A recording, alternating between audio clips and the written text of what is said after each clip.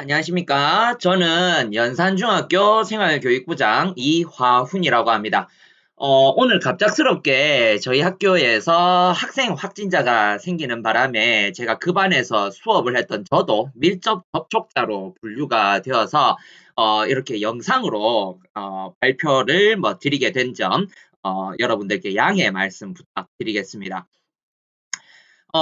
이번에 연산중학교의 회복적 생활교육 실천 사례를 발표해 달라는 부탁을 받았는데, 제가 회복적 생활교육에 대해서 뭘 제대로 이론적으로 배워본 적은 솔직히 말씀드리면 없는데, 2015년부터 지금까지 이제 제가 연산중학교에서 근무하면서 직접 보고 겪었던 부분들을 중심으로 제가 생각하고 있는 회복적 생활교육에 대해서 조금 말씀을 드리면 어떨까 싶습니다. 자, 그래서 이제 화면 보시면 회복적 생활교육의 실천 사례 돼가지고 있는데 회복적 생활교육이 뭐냐에 대해서 여러 가지 책들도 있고, 이런저런 이야기들이 많지만, 저는 이 마음 하나면 회복적 생활교육의 절반은 먹고 들어가지 않나, 라는 생각이 듭니다. 보면은 이게 우리 학교 밴드에 신입생들이 입학할 때 입학생 입학식을 하면서 그때 저희 학교에 계셨던 주강원 선생님께서 밴드에 올리셨던 글인데 오늘 130개의 우주가 우리를 찾아왔습니다. 연산 사동에서 안드로메다까지 저만의 빛깔을 가진 우주가 왔습니다. 안아보니 느껴지는 작은 떨림은 태양계 진동과 다르지 않습니다. 연산에서 제 모습으로 성장할 수 있도록 잘 모셔야겠습니다. 왜냐하면 우주니까요. 아이들을 저마다 고유의 어떤 우주, 세계, 저마다의 세계를 가진 존재로 보고 본연의 어떤 빛깔을 찾을 수 있도록 성장할 수 있도록 잘 모셔야 되겠다라고 하는 이 마음 하나면 회복적 생활교육이 이거다 저거다 다 떠나서 이 마음 하나라면 회복적 생활교육에 절반은 먹고 들어가는 거 아닌가 그런 생각이 듭니다. 이런 마인드를 가지고 이제 우리 연산중학교에서는 회복적 생활교육을 실천하는 데 있어서 윤리적 생활 공동체를 만들어야 한다. 우선 그 회복적 생활교육 실천을 위해서 연산중학교를 윤리적 생활 공동체로 만들어야 된다. 라고 해서 이 윤리적 생활 공동체를 만들기 위해서 크게 네 가지 원칙을 세웠습니다. 우선 첫 번째로 규범을 내면화해야 된다. 그래서 규칙을 만들 때 지속적이고 일관성이 있는 규칙을 만들어야 구성원이 참여할 수 있다. 라고 생각을 했고요. 그 다음에 솔선수범해야 된다. 요즘 많은 학교에서도 하시는 것 같지만 삼무삼행 이라고 하는 걸 만들어서 함께 실천을 한다든지 내지는 늘 이 사제동행을 한다든지 하는 이런 솔선수범의 자세가 필요하다. 라는 원칙이 하나 있고요. 그 다음에 세 번째, 지속성과 일관성. 우선 명확한 경계를 세워야 한다. 라는 그 어떤 그런 경계를 세우는 것. 그 다음에 학급의 문제를 학년, 학교 단위에서 함께 공동으로 대처하는 그러니까 생활교육을 다 같이 함께 한다라고 하는 원칙을 또 세웠습니다. 그 다음에 네 번째로 사랑과 존중. 어, 일단 매일 아침 교문 지도가 아니라 아침 맞이를 통해서 아이들이 등교하는 걸 다 같이 선생님들이 맞이한다든지 그다음에 평소에 아이들을 대함에 있어서 선생님들께서 존중의 언어를 사용한다든지 내지는 아이들 곁에서 늘 눈높이를 맞추는 경청과 공감의 자세를 지닌다 라고 하는 요 사랑과 존중의 원칙 해가지고 요 네 가지 기조를 가지고 우리 연산중학교를 윤리적 생활 공동체로 만들기 위해서 노력을 해왔습니다. 자, 그래서 회복적 생활 교육을 위해서 우리 연산중학교는 다른 학교하고 크게 좀 차이가 나는 부분이 뭐냐면 우선 그 학년부에 학년부에서 학생 밀착형 생활교육을 진행하고 있습니다. 저희 학년부는 그 담임 선생님과 그 다음에 담임을 맡지 않는 학년부장 선생님으로 뭐 이렇게 구성이 돼가지고 있는데, 그래서 저희는 교무실이 학년부 중심으로 구성이 돼가지고 있습니다. 그래서 1학년부, 2학년부, 3학년부 해가지고 학년별로 이렇게 교무실의 파티션이 구성이 돼가지고 있고, 그래서 요 학년부에서 학생 밀착형 생활교육을 뭐 이렇게 진행을 하고 있고요. 그래서 파티션이 이렇게 각 학년별 담임 선생님들끼리 이렇게 모여 있다 보니 늘 교무실에서 선생님들끼리 어떤 대화의 주제는 보통 그 학년의 아이들과 관련한 이야기가 늘 선생님들의 대화 주제가 됩니다. 그래서 담임 선생님들끼리 이제 아이들에 대해서 이야기를 하다가 보면은 뭐 어떤 반에 어느 친구, 그 다음에 어떤 반에 어느 친구가 평소 수업할 때 이런 문제가 있는 것 같다. 내지는 평소에 아이들 사이에 쉬는 시간에 뭐 이런 장난이 좀 유행하는 것 같던데 뭐 이런 거를 조금 우리 교사들이 개입해서 조금 사전 교육을 좀 시켜야 되지 않겠느냐 라고 하는 등등의 이야기들이 주를 이루는데, 그래서 선생님들 사이에서 아이들에게 어떤 교사가 생활교육에서 좀 개입해야 될 만한 부분이 있다 싶습니다.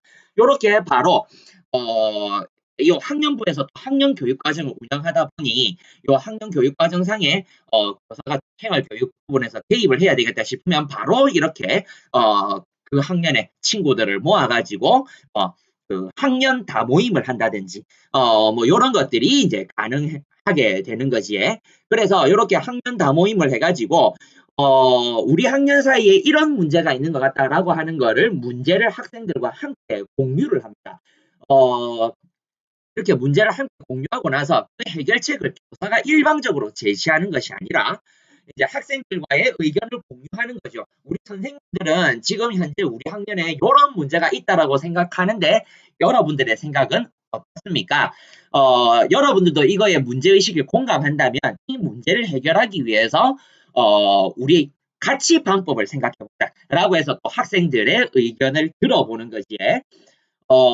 그래가지고 이제 뭐 이렇게 같이 해결책을 찾아보는 거죠. 이렇게 같이 해결책을 찾아보고 하는 예, 학년부 중심으로 교무실이 구성이 돼 있다 보니 이제 바로바로 이 학년 교육 과정을 운영한다든지 학년 생활 교육을 하는 데 있어 가지고 이런 부분들이 가능해진다 라는 장점이 있는 것 같습니다.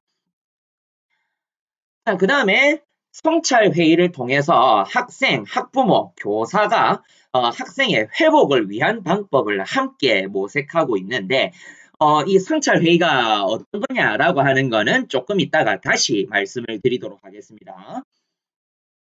그 다음에 저희 학교에서는 이제 상벌점제를 폐지했습니다. 상벌점제는 아무래도 이거는 회복적 생활교육에 어울리지 않습니다. 보면은 회복적 생활교육이라고 하는 게 어쨌거나 학생들과 학생 사이의 관계뿐만 아니라 교사와 학생 사이의 관계에 있어서도 어떤 문제가 생겼을 때 그 관계를 다시 회복시키는 것이 회복적 생활교육이라고 생각을 하는데, 상벌점제는 아이의 문제 행동에 대해서 다시 그거를 회복시키고 그 다음에 그 아이의 문제 행동으로 인해서 손상된 관계를 다시 회복시키는 데 있어서 전혀 도움이 되지 않는 것 같습니다. 왜냐하면 그냥 버리면 끝이거든요. 그래서 더 이상 어떤 아이의 회복, 그 다음에 아이와의 관계의 회복에 있어서 또 다른 방법을 고민하지 않게 만드는 문제점이 있다라는 생각이 듭니다.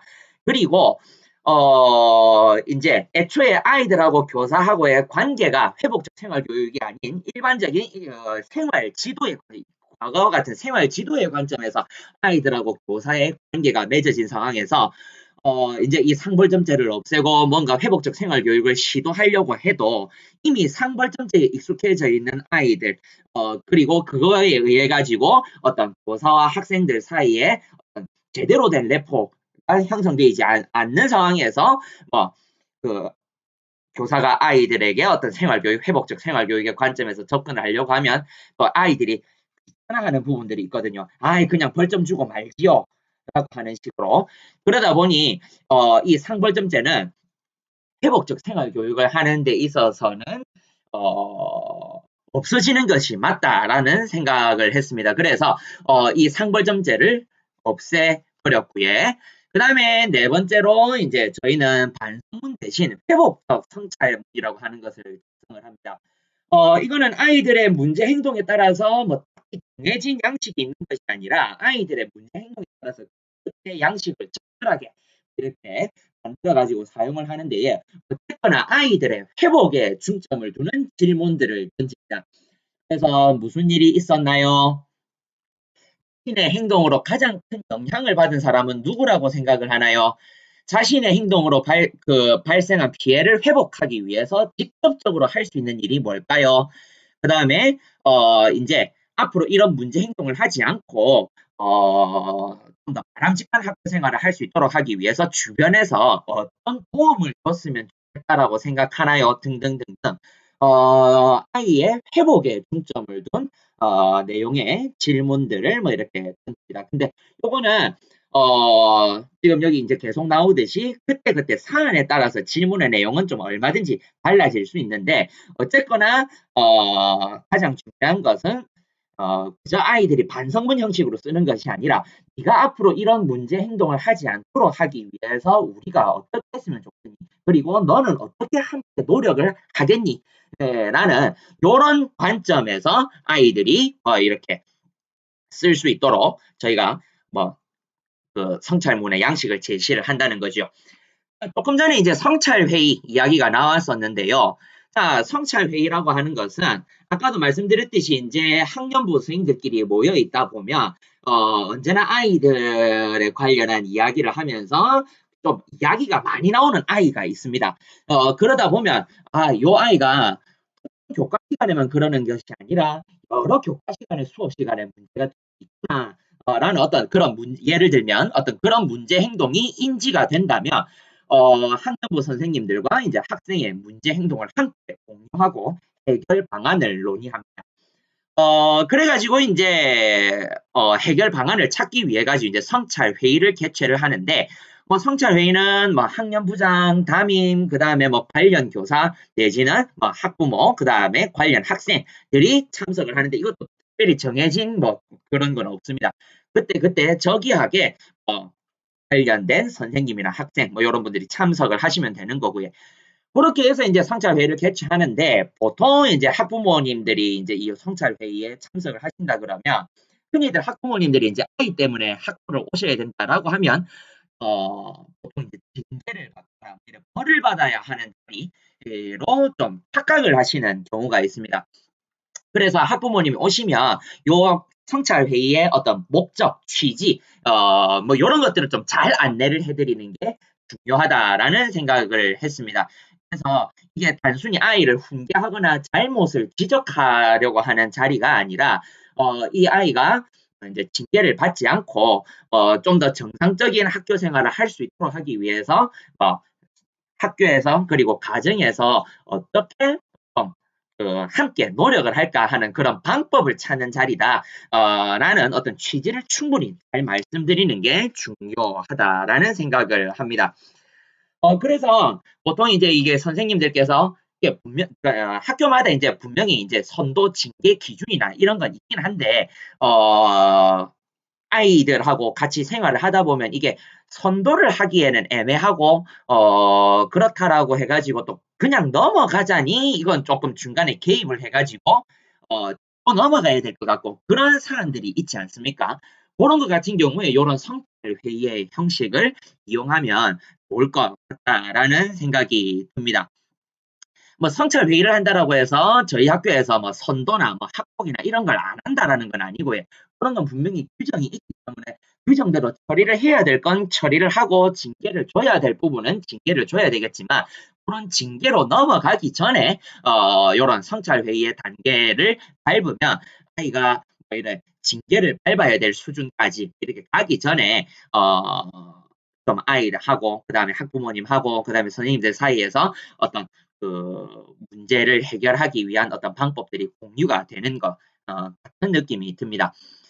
그런데 여기에서 한 가지 또 주의해야 될 것이 성찰회의 한 번 했다라고 해가지고 아이가 바뀔 것이라고 하는 기대를 해서는 안 된다라는 것입니다. 특히 이제 저는 중학교에 있다 보니 중학생들은 아직 아무래도 아이거든요. 그래서 한 번 주의를 주고 성찰회의 한 번 했다라고 해서 바로 뭐 이렇게 아이의 행동이 바뀌진 않습니다. 여전히 아이이기 때문에. 뭐 어른들도 한 번 말한다고 잘 안 되는데 그 아이들이 뭐 이렇게 성찰을 한 번 하고 그다음에 선생님이 한 번 이야기했다고 바로 뭐 이렇게 버릇이나 습관이나 이런 것들이 고쳐진다 라는 기대를 하는 건 조금 무리겠죠. 그래서 절대로 성찰 회의를 했다라고 해가지고 아이가 바뀔 것이라는 기대를 섣불리 가져서는 안 되고요. 그래서 선생님들의 인내심이 참 중요하다라는 생각이 듭니다. 그래서 선생님들께서 꾸준히 인내심을 가지고 아이의 문제 행동을 뭐 이렇게 꾸준히 차근차근 바꿔가려고 하는 노력을 하셔야지 이걸 한번 했다고 바뀔 거라 기대를 했다가 안 바뀌니까 아이 성찰회의 이거 별로 소용없네. 뭐 이렇게 성급하게 결론을 내려서는 안 된다라는 생각을 합니다. 자, 이제 그 다음으로 넘어가서 제가 생각하는 이제 회복적 생활교육의 키워드는 두 가지인데, 하나는 관계 맺기와 관계 회복. 그 다음에 두 번째는 방금도 말씀드렸던 기다림, 인내심이라는 생각이 듭니다. 먼저 첫 번째로 이 관계 맺기와 관계 회복. 그러니까 저는 이 회복적 생활교육의 키워드는 관계라고 생각을 하는데, 이 관계 맺기와 관계 회복 가운데에서도 관계 맺기가 제일 중요하다라고 생각합니다.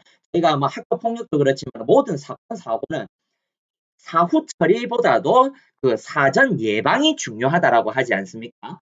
그래서 일이 벌어지고 난 다음에 손상된 관계를 회복시키는 것보다 그 관계에 손상이 생기기 전에 관계 맺기를 제대로 하는 것이 중요하다라는 생각이 듭니다. 그래서 저희는 이 관계 맺기를 하기 위해서 우선 이 아침맞이를 하는데 보통 이제 뭐 아직도 이런 학교들이 있는 것 같습니다만은 뭐 교문에 선도부가 서가지고 있고 생활부장 선생님이 뭐 이렇게 교문 지도를 하는 뭐 복장 지적을 한다든지 하는 그런 형식의 뭐 이런 걸 떠나서 어쨌거나 아이들이 아침에 학교에 기분 좋게 와야 된다. 그래서 선도부나 이런 것도 없고요. 그래서 그저 아이들 아침에 인사하고 맞이하는 것으로 교문에서 아침을 시작을 합니다. 그래서 한전도 선생님들께서 뭐 이렇게 요일별로 돌아가면서 뭐 이렇게 교문에 나와서 아이들 맞이를 해주시지요. 그래서 뭐 가볍게 정말 이렇게 아이들하고 인사하는 정도의 수준으로 아침 맞이를 진행을 하고 있습니다. 내지는 이제 선생님들께서 저희 학교 앞에 벚꽃이 좀 예쁘게 피는데 이렇게 벚꽃이 예쁘게 피면 아이들이 등교하는 모습을 사진으로 찍어 주시기도 하고요. 요렇게 찍은 사진이 나중에 다 졸업 앨범에 들어가지요. 뭐 이렇게 한다든지 내지는 뭐 이렇게 프리허그 행사를 한다든지 내지는 학생회 차원에서 아침맞이를 준비하기도 합니다. 학생회 차원에서 아침맞이 이벤트를 간단하게 준비를 해서 학생회에서 아침맞이를 해주기도 하고요. 이렇게 뭐 간단하게 뭐 사진을 찍는 이벤트를 한다든지 뭐 이런 것도 하기도 하고요. 그 다음에 저희는 학부모회가 참 잘 이게 운영이 되고 있습니다. 그래서 학부모회에서 아침을 안 먹고 오는 아이들을 위해서 새벽같이 아침에 오셔가지고 학교에서 주먹밥을 만들어서 아이들에게 나누어 주시기도 하죠. 이렇게 다양한 방식으로 아이들의 어떤 즐거운 아침을 열어주는 아침맞이를 진행을 합니다. 관계 맺기 첫 번째로 우선은 그 교사와 학생 간의 관계를 맺기 위해서 저희는 담임 선생님을 아이들에게 들려주는 것이 중요하다라고 생각을 했습니다. 어쨌거나 생활교육의 핵심은 저희는 담임 선생님이다라고 생각을 하는데 그래서 이제 아까도 말씀드렸듯이 학년부 중심으로 교무실을 구성을 하고 그다음에 담임 선생님들을 모든 행정 업무에서 배제를 시켰습니다. 오로지 아이들에게만 하실 수 있는 시간과 환경을 드리는 거죠. 그래서 담임 선생님들을 모든 담임 선생님들의 일절 행정 업무를 드리지 않습니다. 어떠한 행정 업무도 드리지 않고 오로지 아이들과의 관계에만 신경을 쓰실 수 있도록 해드리고 있습니다. 그래서 담임 선생님을 아이들에게 돌려드리지 라고 해서 그래서 담임이 학생들에게 밀착해서 다양한 활동과 놀이, 그 다음에 지속적인 상담을 통해서 신뢰 관계를 형성할 수 있는 그런 조건을 만들어 놨습니다. 자, 그런 조건 하에서 3월 학년 초에 담임 주간을 운영을 합니다.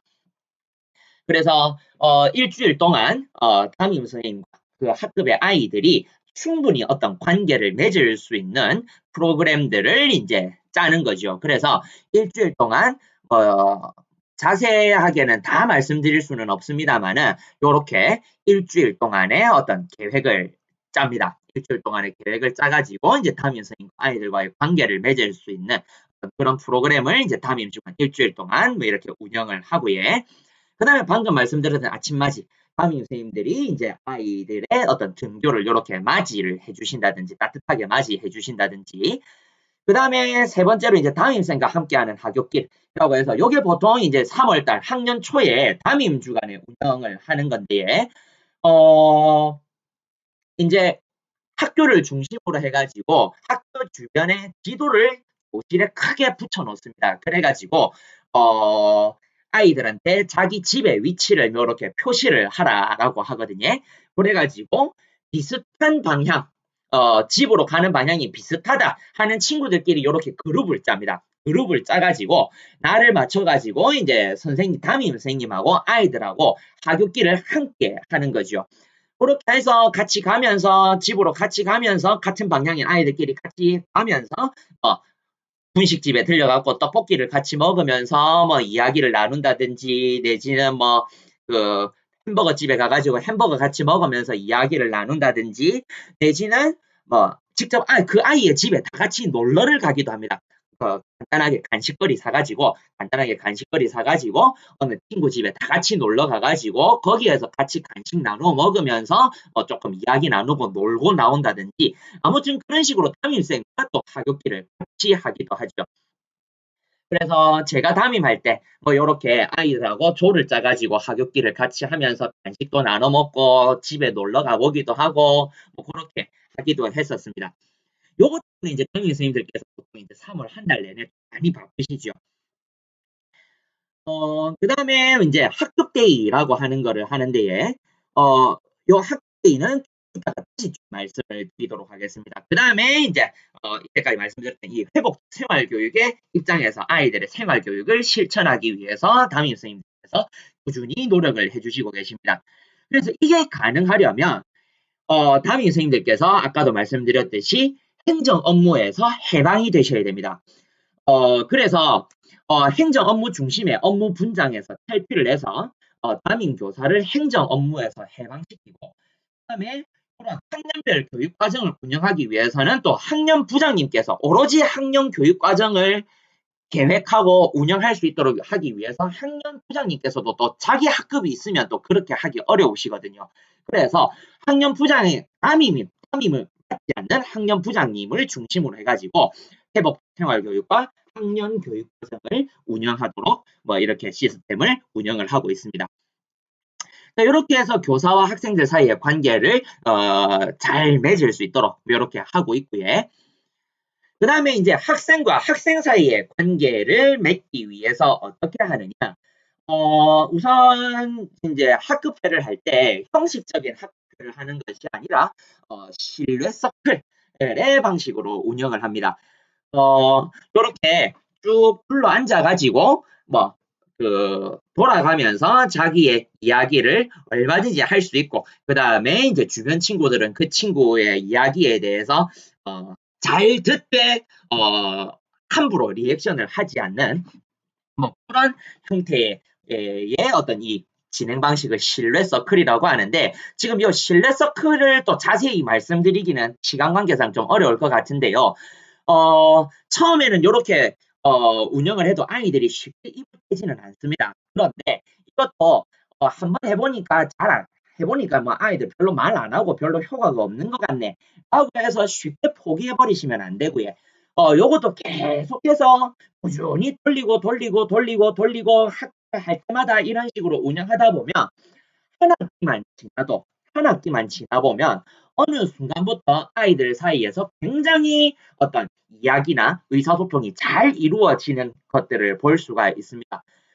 이 신뢰 서클이 얼마나 잘 이루어지느냐가 아이들 사이에서 우리 학급이 얼마나 안전한 공동체로 인식되고 있느냐라는 것을 알 수 있는 척도다라고 저는 생각을 합니다. 그래서 아이들이 이 학급을 안전한 공동체, 내가 무슨 말을 해도 들어주는 공동체라는 인식이 자리 잡기 시작하면 요 신뢰 서클이 굉장히 잘 운영이 되거든요. 그렇게 하는 데까지는 조금 시간이 걸립니다. 그래서 그 시간이 걸리는 동안 또 선생님들, 담임 선생님들의 좀 인내심이 많이 필요하죠. 요거는 정말로 담임 선생님들이 어떻게 하느냐, 그 담임 선생님 하기 나름이다라는 생각이 듭니다. 뭐 이런 식으로 또 신뢰 서클을 운영한다든지 하여간 학급회를 할 때 이런 식으로 신뢰 서클의 방식으로 운영을 하고요. 그다음에 뭐 학교 폭력 예방을 하기 위해서 뭐 여러 가지 프로그램들을 뭐 진행을 합니다만은 제가 그동안 연산중학교에 있으면서 보니까 어쨌거나 놀이를 통해서 만들어진 관계는 아이들 사이에서 놀이를 통해서 만들어진 관계는 정말 쉽게 깨지지 않는다. 설령 깨지더라도 금방 회복이 가능하다라는 생각이 듭니다. 그래서 저희는 어쨌거나 아이들 사이에서 같이 부대끼면서 놀 수 있는 어떤 프로그램들을 많이 운영을 하려고 노력을 합니다. 첫 번째가 학년 야영인데 3월 달에 이제 새 학년이 시작이 되면 요 신뢰 서클을 통해서 이렇게 학급의 존중의 약속을 만들기도 합니다. 요 3월 초에 새 학년이 구성이 되면 이렇게 전 학년이 다 같이 그 학년이 다 같이 하룻밤을 학교에서 먹고 자면서 놀 수 있는 학년 야영을 운영을 합니다. 그래서 학급별로 이렇게 다 같이 저녁을 먹고요. 그다음에 이게 단순히 놀기 위한 목적이 아니다. 그래서 야영의 목적을 정확하게 설명을 하고요. 그래서 학기 초 놀이와 만남을 통해서 평화적인 관계를 맺어서 안정적이고 안전한 공동체를 만들기 위한 기초를 마련하기 위해서 우리가 이런 활동을 하는 거다라고 하는 것들을 아이들에게 분명히 주지를 시키고 이렇게 다 같이 할 수 있는 공동체 놀이들을 진행을 합니다. 처음에 1학년쯤 1학년 때는 요런 것들이 좀 이런 것들을 조금 어색해 하다가 요런 것들도 꾸준히 하다 보면 2학년, 3학년쯤 되면 이런 것들이 굉장히 이런 놀이들이 굉장히 좀 잘 운영이 됩니다. 여기 보면은 저희 학교가 남학교라서 남자 학생들만 있는데도 불구하고 남학생들끼리 이렇게 손을 잡고 가든지 내지는 이렇게 딱딱공을 하면서도 즐거워하는 이런 모습들을 남학교에서도 볼 수가 있습니다. 그다음에 이제 아까 말씀드렸던 학급데이 같은 경우에 이렇게 전 학년 차원에서 아이들 사이에 어떤 관계를 맺도록 하기도 하지만 이제 각 학급 차원에서 그 학급의 아이들 사이에 어떤 다 같이 어울리면서 또 놀 수 있는 어떤 장을 만들기도 하죠. 그래서 뭐 맨 첫 번째 같은 경우에는 제가 과목이 역사다 보니 아이들하고 같이 경주에 가가지고 자전거 탑사를 하면서 놀기도 했고요. 내지는 여름 방학 때 아이들하고 물놀이를 같이 가기도 했습니다. 그다음에 여름 방학 하기 직전에 뭐 아이들하고 같이 이제 마치고 학교에서 물총 싸움을 하면서 물총 싸움 하고 나서 다 같이 간식 나눠 먹고 하는 이런 시간을 가지기도 했고요. 그다음에 뭐 그냥 우리 학급 차원에서 우리 학급끼리만 그날 하룻밤 학교에 남아가지고 뭐 학교에서 같이 자면서 학급 야영이죠 일종의. 그래서 하루 종일 밤새도록 아이들하고 학교에서 같이 논다든지 여러 가지 놀이 프로그램들을 하면서 같이 논다든지 하는 이런 학급의 날 행사들을 운영을 하기도 합니다. 그다음에 뭐 운명의 짝찾기라고 해서 운명팔찌 요거는 부경고등학교의 아이디어를 빌려왔는데요. 짝을 이루는 팔찌를 만들어서 아이들에게 키워줍니다. 이를테면 노래 가사와 노래 제목 팔찌를 만들어 가지고 이렇게 키워주는 거죠. 그래서 노래 가사가 적혀 있는 팔찌를 찬 친구는 그 노래 가사에 해당하는 제목 팔찌를 찬 친구를 뭐 이렇게 찾아다닌다든지 이렇게 하는 거죠. 그러면서 니 무슨 팔찌인데, 니 무슨 팔찌인데 이렇게 서로 찾아보고 하는 과정에서 평소에 말 한마디 못 붙여봤던 친구들 사이에서도 한마디 붙여볼 수 있는 어떤 기회를 제공을 하는 거죠. 그래가지고 딱을 찾아오면 이렇게 사이좋게 나눠 먹으라고 쌍쌍발을 나눠 주는 겁니다. 뭐 그렇게 한다든지 내지는 뭐 이렇게 선생님하고 또 팔찌가 짝을 이루어가지고 사이좋게 쌍쌍발을 나눠 먹기도 합니다. 이런 프로그램들을 운영하는 거지요. 뭐 대략적으로 뭐 이 정도 프로그램들을 저희가 운영해왔다라고 말씀을 드릴 수 있겠는데 뭐 시간 관계상 더 말씀을 드리기는 어려울 것 같고요. 하나 주의하셔야 될 건 회복적 생활 교육을 하면 다 행복하고 뭐 이게 잘 될 것 같지만 기대가 크면 실망도 큰 법입니다. 회복적 생활 교육은 정답이 아닙니다. 회복적 생활 교육은 기존의 벌점과 징계, 그 다음에 처벌 중심의 생활 지도가 과연 교육적인 것이냐, 그리고 끊임없는 학생과 교사 간의 대치 상태와 학교 폭력을 해결할 수 있는 방법이 무엇인지에 대한 어떤 실천적 고민에서 탄생한 하나의 대안일 뿐, 이것은 정답이 아닙니다. 그래서 이걸 한다고 해서 생활 교육이 잘 되고 학교 폭력이 무조건 줄어들고 이런 건 아니거든요. 그래서 회복적 생활교육의 철학에서 생활교육을 하기는 하되 이후에도 다양한 방법들에 대한 어떤 실천적인 고민은 계속해서 필요하지 않나 라는 생각이 듭니다. 그리고 계속 말씀드리지만 인내심이 정말 많이 필요합니다. 보면은 똑같은 교육 활동을 하고 똑같이 학급 회의를 하고 뭐 운명 팔찌 프로그램을 하고 하더라도 인풋은 같아도 아웃풋은 다갑니다. 이런 걸 재밌게 느끼는 친구들도 있는 반면에 이런 걸 왜 해? 라고 느끼는 친구들도 분명히 있습니다. 하지만 똑같은 교육 활동을 했다라고 해서 아이들의 반응이 다 똑같은 것이 아니기 때문에 야 우리 학교에서 이렇게까지 했는데 니는 또 아이들하고 이렇게 싸우면 어떡해? 니는 왜 여전히 학교에서의 생활이 달라지지를 않니? 라고 비난을 해서는 안 된다라는 겁니다. 그래서 불평을 해도 비난을 해서는 안 된다라는 생각이 듭니다. 왜냐? 우리의 활동은 시혜가 아닌 교육이기 때문이죠. 그래서 꾸준히 인내심을 가지고 당장 어떤 우리가 원하는 피드백이 오지 않더라도 아이들로부터 우리가 원하는 피드백이 오지 않더라도 포기하지 않고 꾸준히 교육 회복적 생활교육의 관점에서 실천하려고 하는 노력이 필요하지 않나, 중요하지 않나라는 생각이 듭니다. 그리고 어쨌거나 아이들의 단점보다는 장점을 보려고 하는 노력이 반드시 있어야 되지 않겠나라는 생각이 듭니다. 그럼에도 불구하고 여전히 많은 고민거리들이 있는데요. 특히나 이제 저는 중학교에 있다 보니 한참 이제 이 중학생이 질풍노도의 시기라고 하지 않습니까? 막말로 진짜 지랄 총량의 법칙이라고 해서 인생에 떨 지랄을 중학생 시절에 다 떤다, 라고 이야기를 하기도 하는데, 그러다 보니 이 중학교 3년 기간 동안 참 바뀌지 않는 아이들은 참 잘 안 바뀌더라고요. 그래서 도대체 언제까지 기다려야 되냐, 라고 하는 이 인내심의 한계를 테스트하게 만드는 친구들도 분명히 있는데요. 그런데 이렇게 졸업시키고 나면 고등학생이 됐을 때 정말 얘가 그때 걔가 맞나 싶을 정도로 거짓말처럼 바뀌어서 학교를 찾아오는 친구들이 많습니다. 그래서 지나고 보면 그래 그때 그게 뭐라고 내가 이 아이하고 그렇게 실랑이를 했을까 싶을 정도인데 아무튼 그 아이들이 그렇게 학교를 찾아오는 게 최소한 회복적 생활교육 관점에서 아이들을 교육을 하면서 아이들하고 교사 사이에 감정이 상하지 않았기 때문에 아이들이 학교를 찾아오는 것이 아닌가라는 생각이 드는데 어쨌거나 중학교 교사의 입장에선 그 아이의 변화를 그 아이와 함께 생활을 할 때 보기 힘들다라고 하는 점이 조금 고민스럽긴 하죠.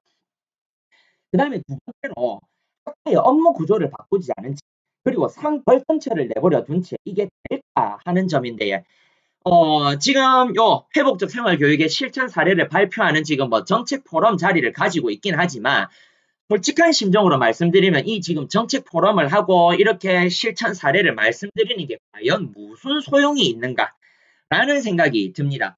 일반 학교에서 과연 이 회복적 생활, 우리 학교에서 연산중학교에서 이렇게 했던 부분들을 일반 학교에서 과연 할 수 있느냐, 이런 사례들을 일반화할 수 있느냐라는 생각이 듭니다. 왜?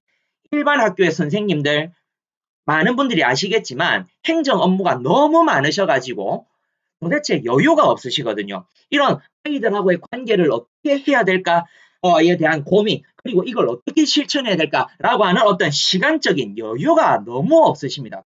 한마디로 선생님들께서 너무 지쳐 계시거든요. 그렇다면 업무 구조를 바꿔갖고 담임 선생님들을 모든 행정 업무에서 해방시켜 드리자. 그럼 업무 구조를 바꿔보자. 라고 해도 이거 아마 일선 학교에서 굉장한 어떤 저항에 부딪힐 겁니다. 왜? 담임 선생님들이 행정 업무를 안 하면 그럼 그 많은 일들을 누가 다 할 거냐? 라는 거죠. 그래서 업무 구조를 바꾸는 데 있어갖고 일반 학교에서도 굉장히 큰 저항에 부딪힐 겁니다. 그러면 이거 어떻게 해야 되느냐? 그러니까 한마디로 핵심은 교육청에서 학교에 쓸데없는 일을 너무 많이 시킨다라는 겁니다. 가만히 보면 교육청은 과연 학교의 본질적인 기능이 무엇이라고 생각을 하는지 참 궁금할 때가 많습니다. 가만히 보면 공문을 보면 왜 우리한테 이런 것까지 시키지 싶은 것들이 많거든요. 오죽하면 선생님들 사이에서 교육지원청이 아니라 교육방해청이라고 하는 이야기가 나오겠습니까? 교육청에서 학교에 너무 쓸데없는 일들을 많이 시키기 때문에, 그리고 그런 것들을 학교에서 어쨌거나 꾸역꾸역 해내기 때문에 그런 거에 신경 쓰느라 바빠가지고 오히려 학교의 선생님들은 수업 내지는 아이들의 생활교육에 도저히 신경을 쓸 여유가 없습니다. 그러다 보니 업무 구조를 바꿔보려고 해도 당장 선생님들이 그러면 아이들하고 생활교육이나 이런 거에 집중하려고 하면 그 많은 행정 업무는 그럼 어떻게 해야 되지? 당장 두려움이 앞서는 거죠. 그래서 학교의 업무 구조를 바꾸려고 하면 우선 교육청부터 바뀌어야 된다. 내지는 최소한 시교육청만 남겨놓고 교육지원청은 다 없애버려야 된다라는 생각까지도 저는 가지고 있습니다. 쓸데없는 일들을 너무 많이 시켜버리기 때문에. 그리고 상벌점제가 쉽게 안 없어지는 것들도 이것도 일종의 고육지책이라고 생각을 합니다. 선생님들께서 워낙 아이들하고 관계 맺기를 한다든지 하는 시간이 없기 때문에 아이들의 생활교육에 치중을 할 수 있는, 통념할 수 있는 시간이 없기 때문에 상벌점제는 일종의 고육지책으로 없어지지 않고 계속 남아있는 거라고 생각을 하거든요. 거의 대부분의 선생님들도 상벌점제가 교육적이지는 않다라는 걸 알고 계실 겁니다. 하지만 어쩔 수 없이 남아있는 거 아니냐 라는 생각이 듭니다. 이런 걸 내버려두고 상벌점제를 없애라고 가급적 없애라고 계속해서 교육청에서 매년 공문은 내려오는데 그게 과연 될까라는 거죠. 그래서 이 학교의 업무 구조, 그 다음에 상벌점제를 그대로 내버려둔 채 회복적 생활교육 해야 된다 백날 이야기해봐야, 그리고 다른 학교에서는 이렇게 한다더라라는 사례를 아무리 이야기해봐야 이게 일반 학교에서 일반화될 수 있느냐라는 부분에 있어서는 저는 솔직히 말하면 안 된다라는 생각이 듭니다. 회의적입니다. 그 다음에 세 번째로 코로나 상황인데, 방금 말씀드렸던 저희 학교의 사례들도 보면 이제 전부 다 이제 코로나 팬데믹 이전에 저희 학교에서 운영했던 프로그램들인데, 코로나 상황을 맞으면서 뭐 굉장히 여러 가지 면에서 저런 회복적 생활교육 측면의 여러 가지 프로그램들을 운영하는데 굉장히 많은 애로 사항이 있습니다. 다행히 뭐 위드 코로나니 뭐니 해가지고 이제 곧 일상으로 회복을 할 수 있을 것 같은 이야기들이 많이 들려오는데, 그러면 저희가 좀 더 다양한 방법으로 회복적 생활교육을 실천할 수 있는 소리들이 좀 더 많아지지 않을까라는 생각이 들고요. 그 다음에 네 번째로 얼마 전에 학폭법이 바뀌면서 피가해 학생 즉시 분리 조치가 등장을 했는데, 이전에 이제 학교폭력 사안이 발생을 하면 사안 조사를 하는 과정에서 이건 상황이 좀 심각하다, 사안이 심각하다라고 하면 그 사안의 경중을 보고 긴급 조치를 통해 가지고 피가해 학생이 그 접촉이 일어나지 않도록 긴급 조치를 통해서 피가해 학생을 분리시키는 조치를 학교에서 다 알아서 취해오고 있었는데 난데없이 피가해 학생을 즉시 분리시키라라고 하는 조치가 등장을 했습니다. 이러면서 오히려 피가해 학생들 사이의 관계 회복이 더 어려워지게 되는 문제가 생겼거든요. 어, 별것도 아닌 걸 가지고 가해 학생을 분리시킨다. 그래서 가해 학생 학부모 측, 가해 학생뿐만이 아니라 가해 학생의 학부모 측에서도 마음이 상해가지고 오히려 학교를 보내지를 않는다든지 내지는 하여간 피가해 학생들 사이의 관계가 돌이킬 수 없을 정도로 상황이 악화가 돼가지고 회복이 되지 않는. 그래서 학교 일선에서 이 조치 때문에 오히려 아이들의 관계를 회복시키는데 굉장히 좀 어려움을 올해 많이 겪었습니다. 그래서 이런 것들도 좀 보완이 필요하지 않냐라는 생각이 듭니다. 긴 시간 저희 학교의 사례를 말씀드렸는데 이상으로 회복적 생활교육의 실천 사례 발표를 마치도록 하겠습니다. 긴 시간 동안 들어주셔서 감사합니다.